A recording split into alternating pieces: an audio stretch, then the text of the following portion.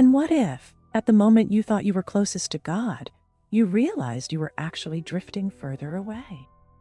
What if after death, you discovered that everything you preached, taught, and lived within the church was just a grand deception? Margaret Thompson had always been respected as a woman of faith. For decades, she led her church with a firm hand, convinced she was on the right path. Her voice echoed through the temple, her words shaped lives, and her presence was strong and commanding. But did all of that truly come from God? And before we continue, let me ask you something. How do you read the Bible? Do you open a random page or follow your own reading plan? I'd love to know in the comments. That night's service began like any other. The chairs were filled, the choir's voices echoed through the halls, and Pastor Margaret felt the energy of the people around her. She enjoyed that feeling, the control she had over the congregation, the respect and admiration she received. As she stepped up to the pulpit, she noticed the attentive faces watching her, people coming in search of a word, guidance, answers, and she was certain she could offer it all. She took a deep breath, opened the Bible on the altar, and began her sermon. But at that moment, something felt wrong. For some reason, the reading didn't flow as smoothly as usual. The words felt heavy on her tongue, as if something was blocking them from coming out. She shook it off and continued. Her voice rose. The faithful responded with enthusiastic amens. At first, it was just discomfort, like a quick sting.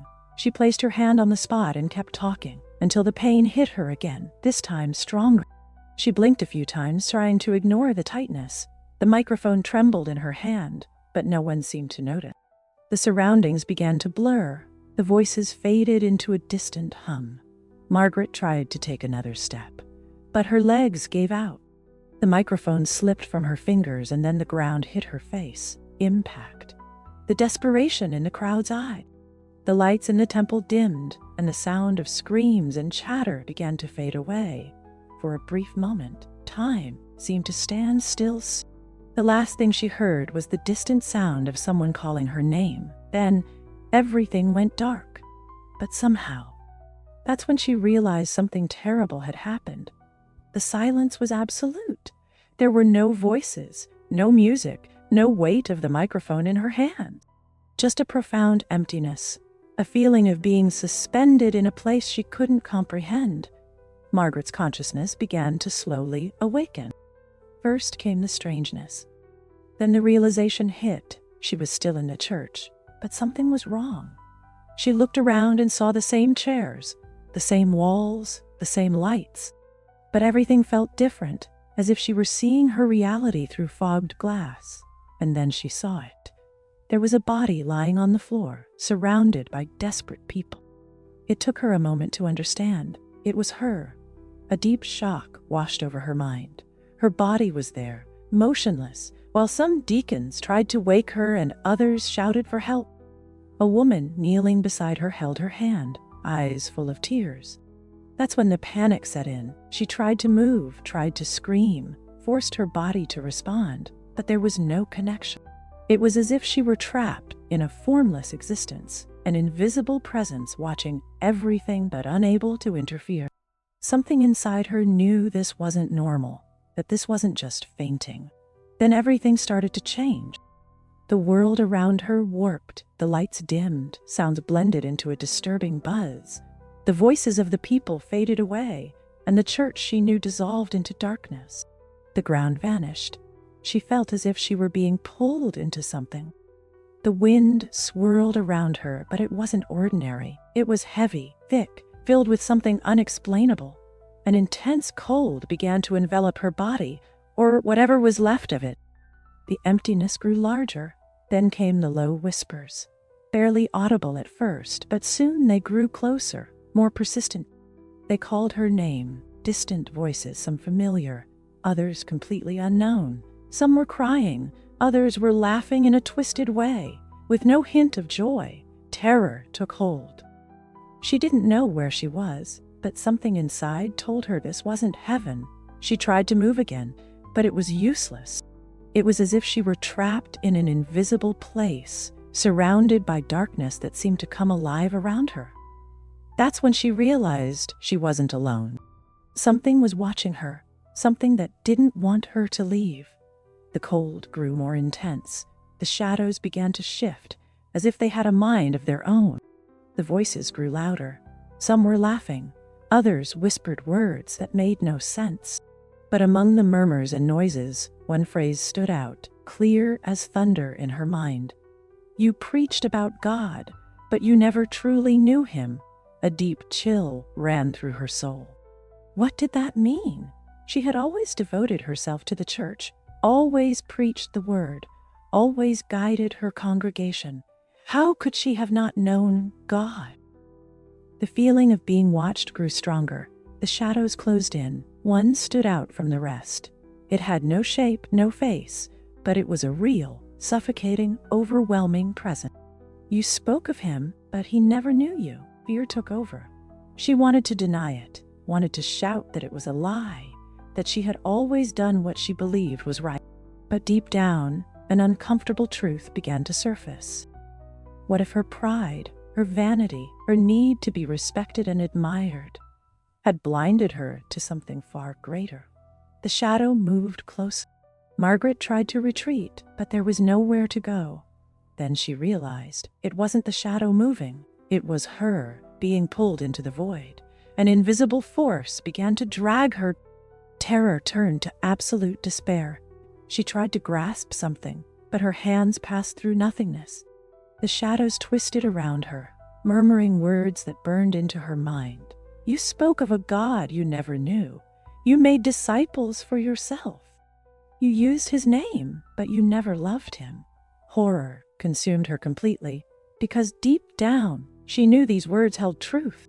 She knew that for years, her faith had become a facade, a role, a status. And now she was here, facing something she couldn't understand. And then, at the most dreadful moment, when all seemed lost, a glimmer appeared amidst the shadows. A small but intense light, and for the first time since it all began, the darkness began to recede. Margaret felt the intense light surrounding her, but it wasn't an ordinary light. It didn't come from a distant sun or artificial lamps. It was simply his presence. It filled everything, as if every particle of space was infused with a force greater than anything she had ever experienced. And then he spoke. "Margaret, you speak of me, but you have never truly known me." The words echoed inside her like thunder. They were not just heard, they pierced her soul, tearing apart every excuse she had ever made, destroying each argument she might try to raise.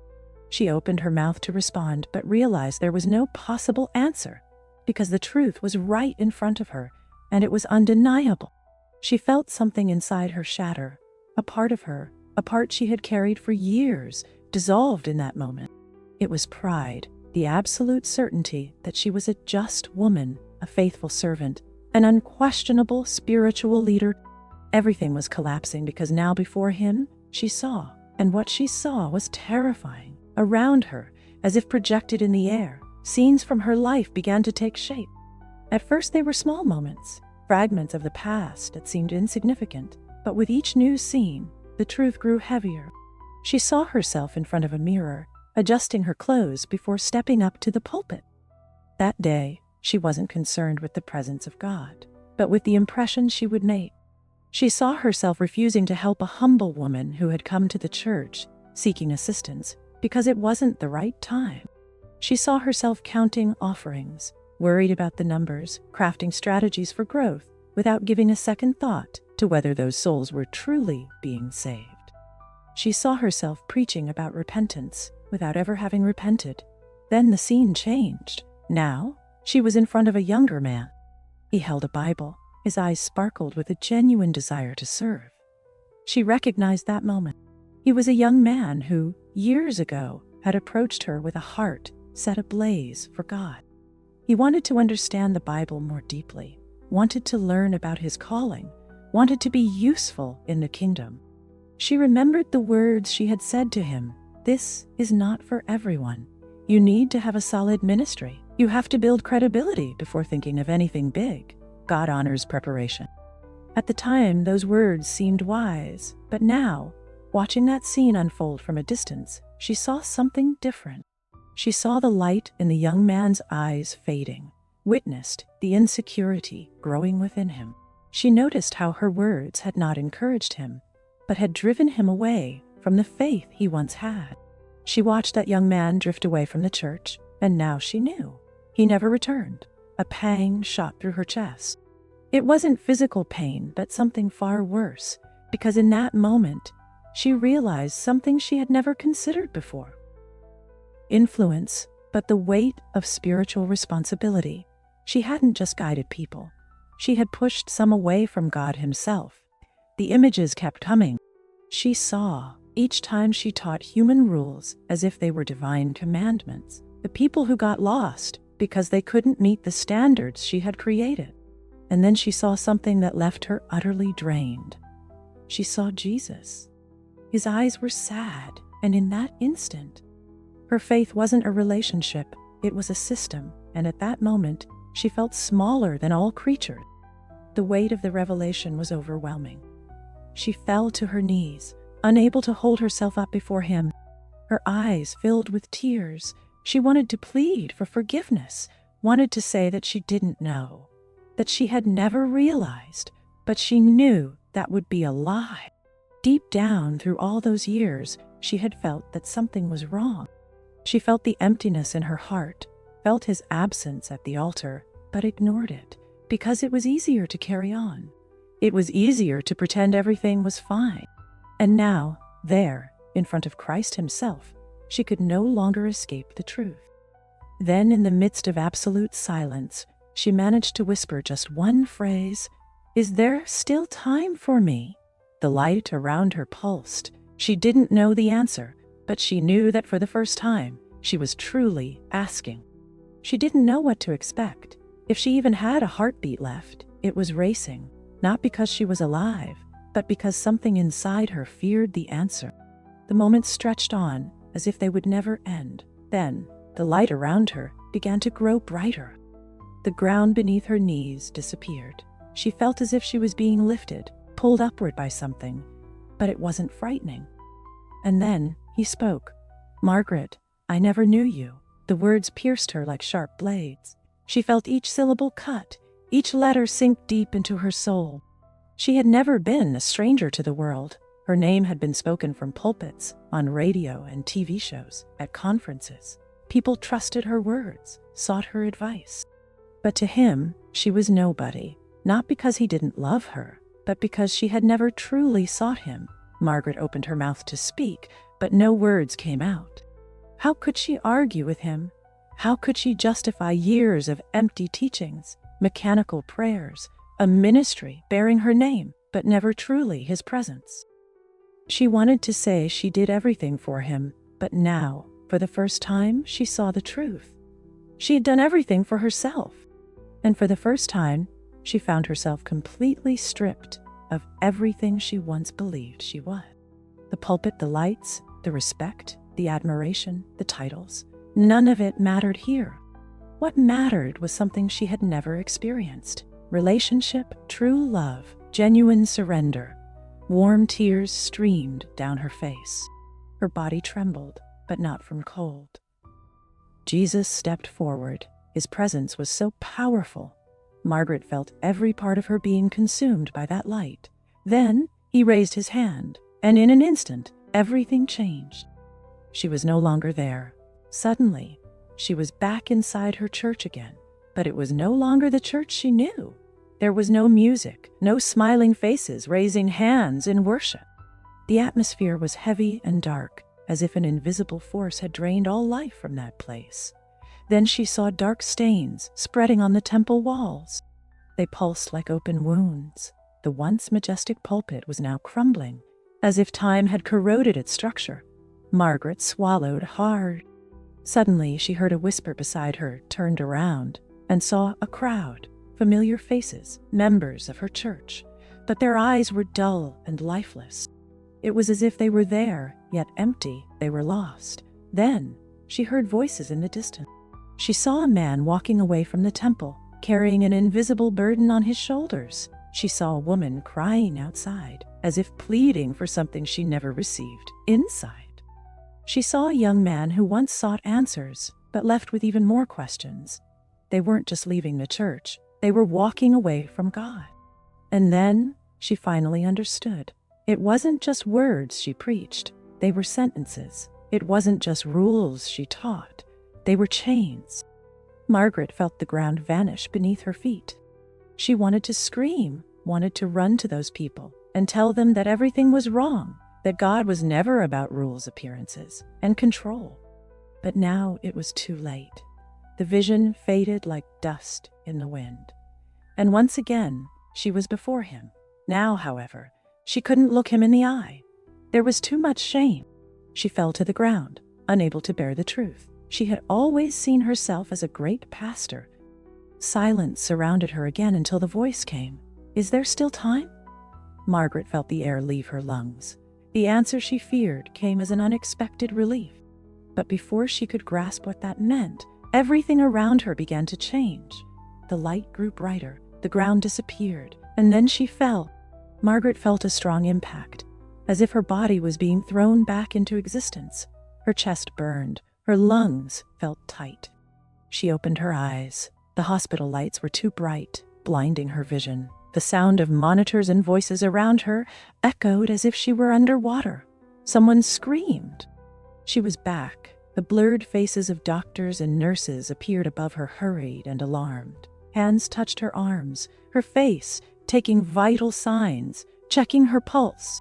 But none of that mattered because Margaret remembered everything. She had stood before him. She saw the truth, and now she was back, which meant there was still time. Slowly, her breathing began to ease. Her body relaxed, but her mind was in total turmoil. What should she do now? She had survived something no one would believe. How could she explain it? Who would listen? Fear started to creep in. Maybe it was better to keep quiet. Perhaps it was best to act like nothing had happened. But deep down, she knew that wasn't an option. Still lying there, she felt a chill run down her spine. That same sensation, the same presence. It wasn't God. It was something heavier, something dense. She sensed it even before she saw, in the corner of the room, a shadow standing still, watching. Her heart pounded. Around her in the hospital, people kept talking. They didn't see it, didn't feel it, but she knew. They were waiting. The whispers started the next night. She tried to sleep, but whenever she closed her eyes, sounds emerged from the darkness, faint at first, and then louder. Mixed, distorted words that seemed to come from inside her own mind. She recognized those voices. They were the same as the darkness, the same that had tried to pull her under before. Now they were back, saying only one thing. "If you speak, you will lose everything." Margaret opened her eyes, breathing heavily. The room was dark. Only the monitors flickered with dim light. Then, again, she felt a weight on her chest. The air grew thick. The temperature dropped. The shadow in the corner shifted. She wanted to scream, but her voice wouldn't come out. The weight pressed down harder. The whispers grew louder. "Stay silent. Forget everything." Despair took hold. She wanted to move, to fight, but something paralyzed her. Then, in that suffocating moment, something inside her cried out, not with her voice, but with her soul. The room fell into complete silence. She sat up in bed, gasping, her body shaking. Now she knew. They didn't want her to speak. They didn't want the truth to come out. And that was exactly why she had to tell. Margaret left the hospital days later, but she didn't leave the battle behind. With every step away from that place, it felt like she was carrying an invisible burden. Everything around her seemed different. The wind felt colder, the sun less bright. The world stayed the same, but she had changed.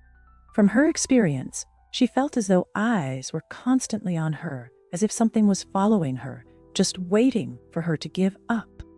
She tried to convince herself it was only her imagination, but deep down, she knew it wasn't. The nights were still hard. Every time she closed her eyes, she relived it all. The darkness, his voice, the judgment weighing on her soul.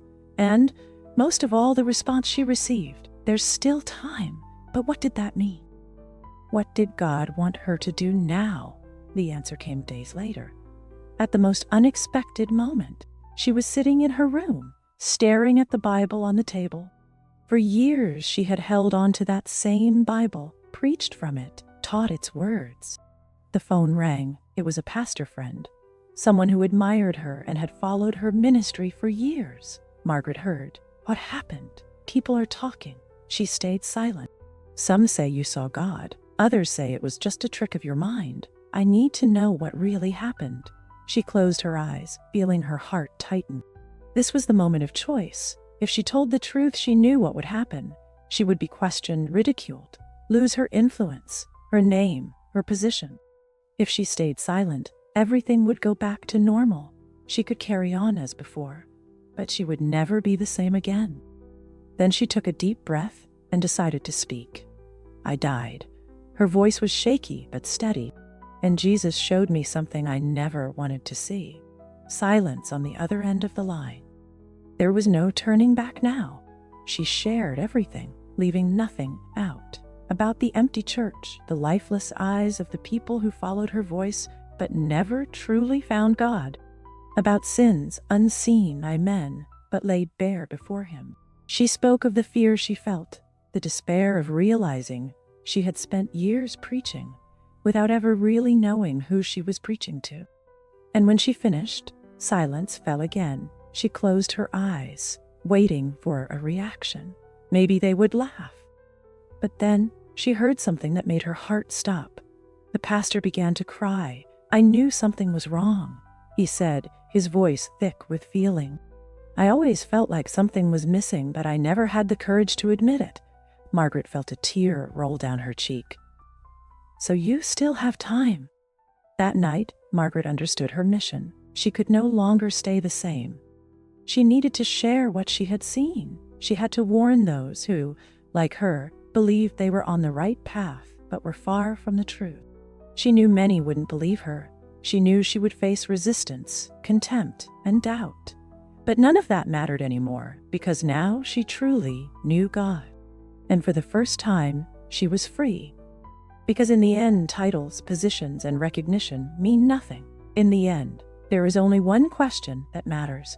Do you truly know God? If this story has touched your heart, share it so more people can hear this warning. And if Margaret, a religious leader, was wrong, how many more are? In this other video, a businessman dies and discovers a hidden sin that is leading many Christians to hell. Click now to watch and learn what Jesus revealed about this deadly mistake.